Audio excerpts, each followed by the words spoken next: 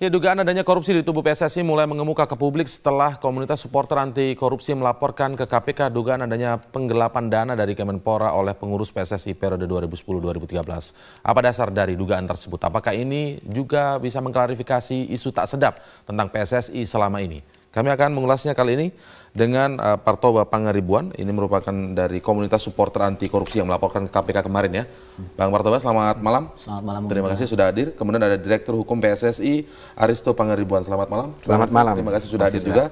Saya sapa Pak Saleh Mukadar yang merupakan mantan pengurus PSSI dari Surabaya, Jawa Timur. Selamat malam, Pak Saleh. Selamat malam, Mas Indra. Baik, saya mulai dari Pak Partoba sekarang. Bang Partoba sekarang bisa Anda jelaskan secara detail ya begitu ya, kasus yang Anda laporkan ke KPK kemarin, dugaan secara jelasnya seperti apa sih, Bang Partoba? Ya, pertama bahwa ada dugaan kucuran dana yang diturunkan oleh Menpora di 2010 dalam penyelenggaraan AFF. Ya,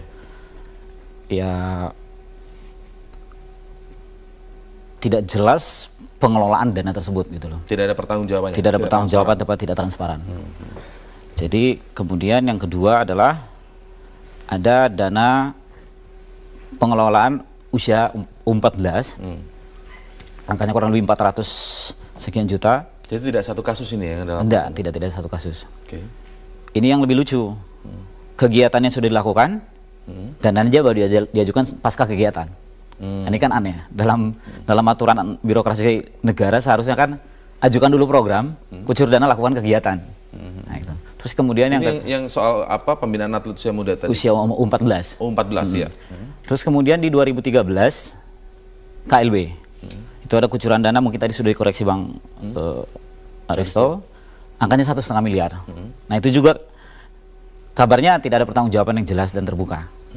Tidak ada pertanggungjawaban terhadap Menpora. Nggak tahu kaitannya apakah, kalau saya tarik ke kejadian kasus bahwa teman-teman Forum Diskusi Supporter Indonesia pernah mengajukan tuntutan ke KIP bahwa PSSI adalah badan hukum publik yang seharusnya membuka laporan ini kepada publik.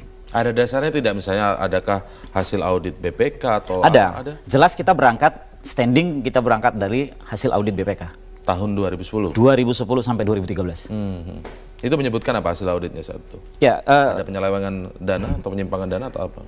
Jelas di situ ada, laporannya tebal sekali ya Mas Indra.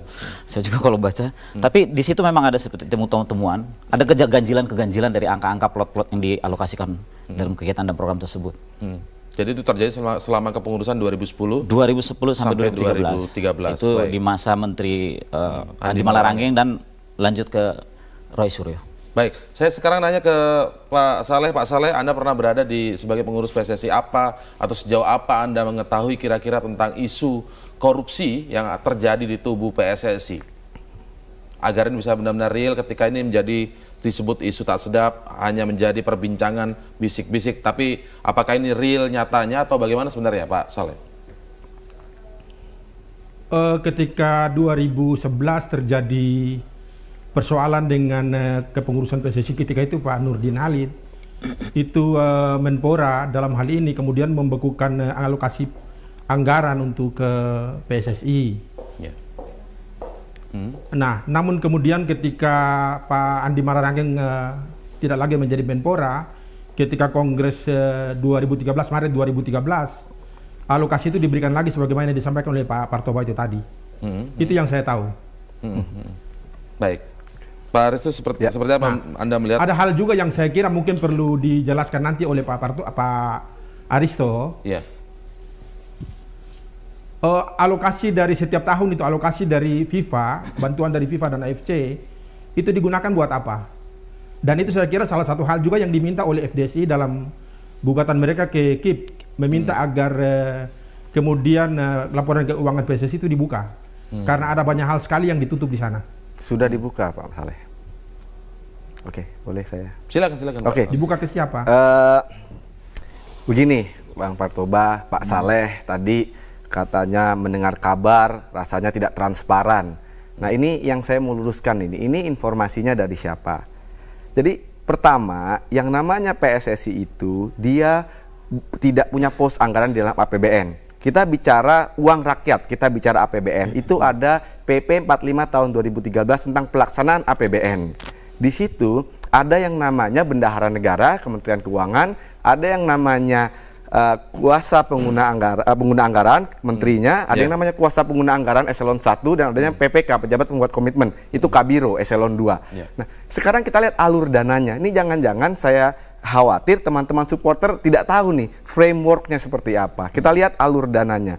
Yang pertama misalnya alur dana 20 miliar dan 1,5 miliar. Di press release-nya dikatakan 3,5 miliar. Nah, informasi ini aja saja sudah salah. Ya. Pertama alur dana 20 miliar. Itu apa jenis dananya? Dananya adalah bantuan atau hibah yang disalurkan lewat PPK, pejabat pembuat komitmen.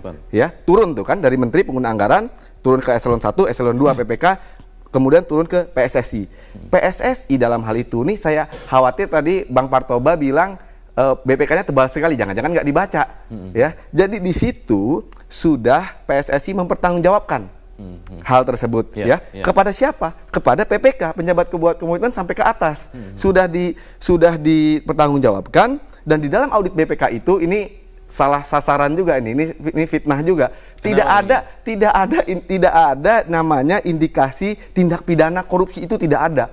Itu salah besar. Ya, saya katakan sekali lagi itu salah besar. Tapi itu yang menjadi landasan tadi yang disebutkan oleh takutnya yang menjadi landasan ini asumsi-asumsi bersalah yang tidak berdasar. Kemudian ditarik kesimpulan dari asumsi-asumsi itu tanpa mengerti bagaimana cara kerja pelaksanaan APBN. Nah, kemudian yang bertanggung jawab kepada publik, kepada rakyat itu adalah mereka, pengguna anggaran, kuasa pengguna anggaran, dan pejabat pembuat komitmen. Nah, istilah-istilah ini kan sebenarnya istilah-istilah memang sangat teknis. Tapi tolong saya mohonlah dipelajari dulu sebelum melemparkan tuduhan. Soalnya ini tuduhan yang jahat, ya, tuduhan yang jahat dan tuduhan yang bukan main-main. Yang kedua juga sama. Itu juga saya lihat di press release-nya katanya 3,5 miliar. Itu tidak ada juga 3,5 miliar jumlah itu. Yang ada 1,5 miliar. Bang Partoba mungkin ingin menjawab ini? Ya, begini, sebetulnya semangat kita berangkat untuk kemudian bagaimana sepak bola Indonesia menjadi lebih baik, sebetulnya kan semangat kita bagaimana kemudian semangat pemerintah ini sedang giat-giatnya memberantas mafia.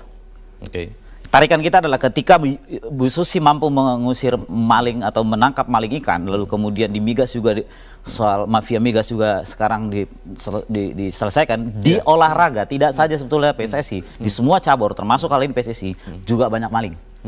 Nah, dugaannya itu berawal dari mana dulu tuh yang ditanyakan oleh Bang? Saya kira gini, ya, sebelum itu disebut tadi kan itu tuduhan jahat, fitnah katanya. Nah, Bang Partoba mungkin punya ya, gini, tetap kita akan berangkat bahwa ada audit BPK yang menyatakan di situ bahwa kucuran dana ini, kalau sudah, saya pikir begini, ini pemahaman kita sebagai awam supporter ya, APBN yang turun dari pemerintah adalah dana negara. Bicara APBN adalah uang negara, adalah uang rakyat, dikucurkan ke lembaga atau badan atau asosiasi atau federasi, dalam hal ini olahraga dan sepak bola.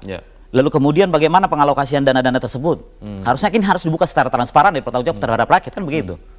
Saya kira begitu. Nah, ini anehnya, ada kita lihat di website PSSI, ada laporan-laporan ke publik yang angkanya ganjil sekali. Ada hal-hal plot dana yang pos-pos dana yang angkanya aneh gitu loh. Dana kebersihan lah 73 miliar, 73. Ada itu sebenarnya. Enggak, sorry, 73.000 malah. Terlalu kecil kan begitu. 73 juta kali maksudnya Mas nggak pernah baca laporan keuangan ya? Nolnya di Oke, saya lanjut lagi. Saya pikir gini, jadi ada pos-pos dana yang memang angkanya aneh-aneh sekali gitu loh. Lalu kemudian begini Bang Aristo ya. Lagi-lagi teman-teman supporter berangkat dasarnya adalah kerinduan prestasi selama 23 tahun sepak bola Indonesia tidak punya apa-apa, tidak bisa membanggakan negeri ini. Ada apa? Ada udang di balik batu. Ternyata pengelolaan sepak bola tidak becus. Itu makanya semangat Jokowi meminta transparansinya itu kemudian diminta agar menjadi modal untuk membersihkan. Oh iya, ketika pengelolaannya bersih, betul. Ketika pengelola sepak bola bersih, prestasi tentunya akan mudah diraih. Baik. Boleh. Apa yang bisa disampaikan juga oleh Pak Saleh Mukadar, nanti kita akan mengulasnya. Kita harus break terlebih dahulu, Bang Aristo. Tetaplah bersama kami di Prime Time News.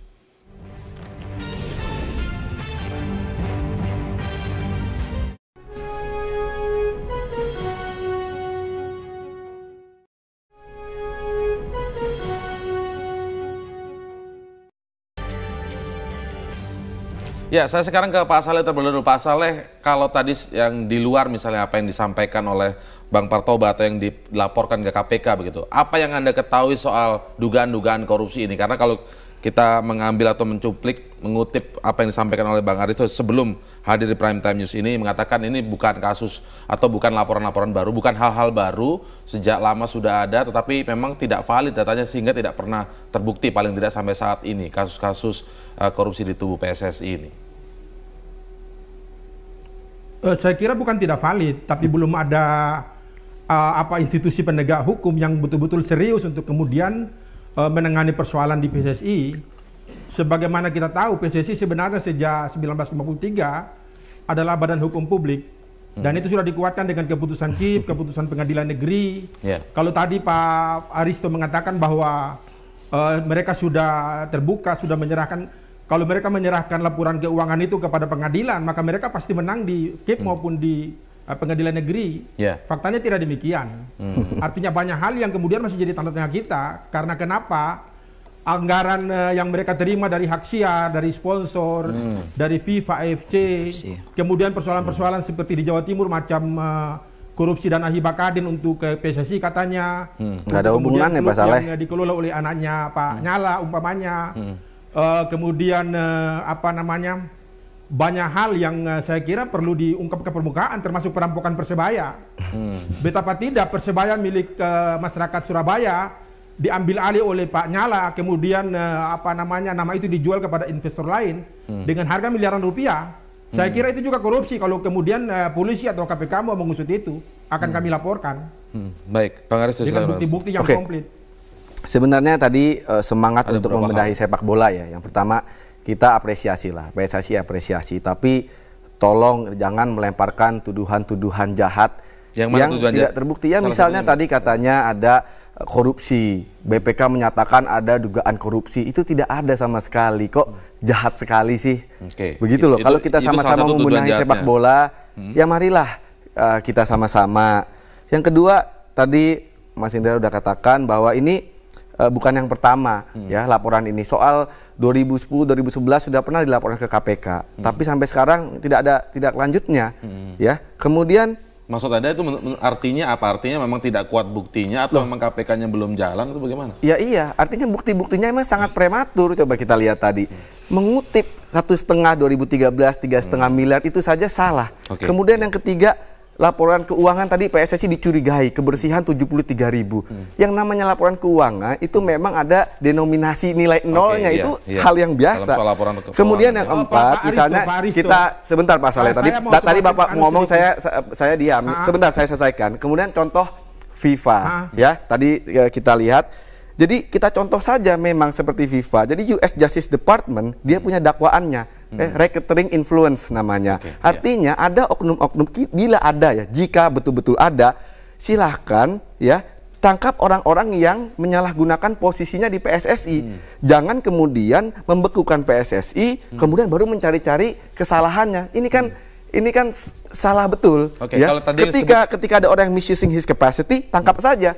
Dia menggunakan racketeering influence, silahkan. Begitu loh. Jadi itu pintu masuknya penegakan hukum. Itu kita apresiasi sekali. Nah kemudian terakhir soal KIP ya. Pak Saleh, kita bukannya tidak transparan. Kita sudah upload laporan keuangan PSSI di website kita. Tapi yang kita mau adalah tafsir pengadilan mengenai bagaimana caranya. Karena selama ini PSSI terbuka kepada PPK, kepada KPK, kepada kuasa pengguna anggaran, dan kepada pengguna anggarannya. Karena mereka yang mendapatkan dana dari pos APBN. PSSI tidak ada satupun pos APBN untuk PSSI.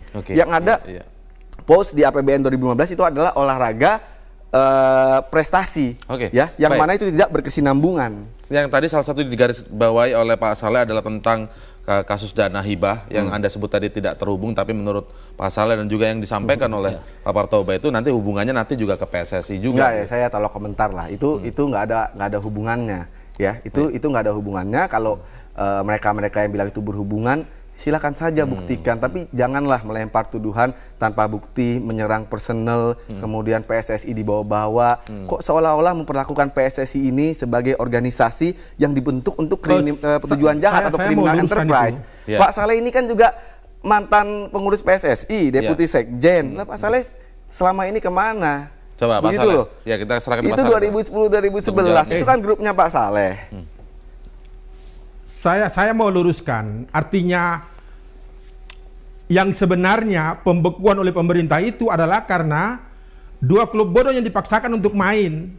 Bagaimana mungkin memaksakan 2 klub yang ilegal kemudian mengorbankan ribuan pemain? Itu yang terjadi. Jadi bukan karena tuduhan mafia atau korupsi sebenarnya. Beda lagi, Bukan beda itu. soal ya maksudnya ya Pak ya. Jadi jangan kemudian ini dibiaskan kepada masyarakat. Ya, Saya mau tanya Pak Aristo, apa kira-kira mengapa kok 2 klub itu dipaksa untuk harus main? loh, begini Pak Saleh, yang namanya ketika ada perdebatan legalitas ya, ownership, Pak Saleh kan lagi berantem di pengadilan, lagi menggugat. Nah, kemudian soal Arema itu soal legalitas juga. Tidak, keliru. Itu bukan wewenang PSSI. Tidak itu ada lolosnya ranahnya, ada verifikasi, domainnya sendiri. Loh, jangan Menpora, jangan Bopi ini jadi investigator, jadi adjudikator, jadi eksekutor. Bukan karena dualisme. Bukan karena dualisme. Begitu. Ya itu kan menurut Jadi Pak Saleh. menurut Pak Saleh apa? Itu kan menurut Pak Saleh gugatan masih berjalan, Pak. Keterangannya jelas dari Bopi bahwa siupnya siup kontraktor. Bagaimana mungkin siup kontraktor disuruh ngurusi bola? Pak Saleh, ada Persoalan nggak itu yang Pak Saleh kemudian pernah bikin dia lihat tidak nggak di lolos verifikasi. Kementerian Bukan Perdagangan karena ada siup dualisme. olahraga? Itu fakta yang disampaikan oleh Kemenpora, yang disampaikan oleh Bopi. Pak Saleh pernah lihat Dan nggak jangan di kemudian informasi yang Baik. ada disesatkan, dipelintir. Artinya dugaan Pak Saleh ada apa? Yang maksudnya dimaksud dengan ada kontraktor itu dugaannya apa Pak Saleh? Justru itu, saya katakan, saya mau tanya ada apa? Hanya demi 2 klub bodong, 2 klub ilegal, kemudian mengorbankan ribuan pemain, ratusan klub yang ada di Indonesia. Oke, intinya pembekuan tuh Ya. Jadi jangan kemudian berbeda seolah-olah dengan apa karena yang faktor yang lain. Begini, Faktor ya. utamanya ada di sana. Pak Saleh, kalau Pak Saleh lihat SK pembekuan itu ya, SK pembekuan tidak ada satu pasal pun yang dituliskan oleh Menpora yang dilanggar oleh PSSI. Tidak ada satu pasal pun yang dituliskan di dalam surat teguran pun yang menjadi pertimbangan SK. 3 kali Tidak ada, tidak pernah diindahkan oleh PSSI. tidak ada satu pasal pun. Siapa bilang tidak pernah diindahkan? Itu sudah pernah dibalas. Yang kedua, masalah perpajakan, masalah legalitas, jelas dari itu bukan Kemenpora, domain 1, 2, 3 kementerian. jelas. Ya. Bukan domain kementerian, Pak Saleh. Bagaimana bukan domain kementerian? Iya. Bukan domain Kementerian Pemuda dan Olahraga. PSSI itu bacaan. PSSI itu lembaga badan hukum yang terdaftar di Kementerian Hukum dan HAM. Betul, sejak tahun 53 terdaftar. Nah, seluruh aktivitas olahraganya itu tunduk kepada undang-undang SKN di bawah Kemenpora. Ya, saya setuju. Ya. Saya setuju. Tunjukkan saya pasal di dalam undang-undang SKN yang menyatakan menteri berhak mengadili urusan legalitas, urusan perpajakan, dalam hal ini Menteri Pemuda dan Olahraga. Tunjukkan kepada saya. Pasal 51 bacaan Ya, bahwa semua rekomendasi. cabang olahraga profesional itu pasal 51 Salah, itu Pak kemudian Saleh. dibedakan Pasal dalam 51 itu isinya soal peraturan rekomendasi. Menpora. Baik, soal pembekuan ini adalah hal yang lain Tahu, sebenarnya dari rekomendasi soal itu kan pembersihan tentu atau bersih berkalian dengan mafia dalam seluruh tubuh. Oke. persyaratan yang diwajibkan kepada sebuah badan hukum. Coba baca olahraga lagi aja Pak profesional. Saleh undang-undangnya, baru kita Kaitannya dialog ke sana lagi. yang kemudian dirumuskan dalam peraturan Baik. Menpora. Baca dulu aja undang-undangnya, baru kita dialog lagi. Saya kasih tahu itu pasal 29 yang Oke. Pak Saleh Sudah, katakan. saya sudah baca undang-undangnya. Kalau ketemu darat pun oke. Ya kita dialog lah yang positif. Kita kan sama-sama tujuannya baik membangun sepak bola. Loh iya, ini positif. Baik, baik. PSSI itu tentu kepada regulasi pertandingan tunduk kepada Ya tapi FIFA. Pak Saleh lempar Tapi tuduhan-tuduhan banyak jahat aspek lain yang harus begitu. tunduk Apakah juga begitu kepada cara undang-undang membangun jurisdiksi negara ini? sepak bola yang Tidak positif, semuanya Pak harus Saleh? Ya, baik Pak Saleh. Baik Pak Saleh, kita lihat ke depannya nanti Pak Saleh dan juga Ya. Bang Aristo. Saya terakhir saja ke Ya. Bang Parto Bajadi. Apa komitmen Anda ketika Anda sudah mulai melaporkan ini ke KPK, gitu, mendorong tidak sekedar ini melaporkan, apa nanti yang akan Anda kawal? Anda akan terus menagih KPK, menagih misalnya yang Anda sebut tadi terkait soal dana hibah di Jawa Timur tadi, ataukah bagaimana? Ya, kembali bahwa semangat kita untuk bersihnya sepak bola Republik ini dan target prestasi sepak bola di kancah persepak bolaan dunia, Ya. melihat bagaimana bobroknya pengelolaan tata kelola sepak bola ini. Di dalamnya terjadi pengaturan skor, di dalamnya terjadi adalah dagang promo degra dan juara, di dalamnya terjadi tindakan-tindakan pengaturan setting siapa yang harus juara, sampai sepak bola bukan tuduhan gajah. jahat lagi ya, bukan ya? Saya Bukan kira tuduhan. begini, FIFA saat ini sudah bermasalah jelas. Saya pernah Saya pernah bicara dengan tim 9 ketika Kemenpora membentuk tim 9 bagaimana seharusnya PSSI. Saya bilang pada saat itu, bekukan segera. Karena apa? Ini sudah terlalu bobrok pengelolaan sepak bola Republik ini. Oke, baik. Kita nanti lihat bagaimana komitmen Anda mengawal ini. Dan juga PSSI tentu tidak anti kritik ya? Tidak, tapi kalau ya? asumsi begitu jahat. Seolah-olah Oh, PSSI ini dibentuk untuk tujuan yang jahat. Contoh dong bagaimana Department of Justice Amerika Serikat melakukan penegakan hukum ke FIFA. Tapi tidak menjadi rahasia umum lagi sebetulnya Bang Aristo bahwa di dalam sepak bola Indonesia ini banyak sekali terjadi, apalagi pengelolaan liga, banyak sekali terjadi pengaturan skor dan perjudian yang dilakukan oleh mafia. Baik, nanti kita lihat kita bahas. Terima kasih Bang Aristo, terima kasih Pak Saleh, terima kasih Bang Partoba telah bergabung.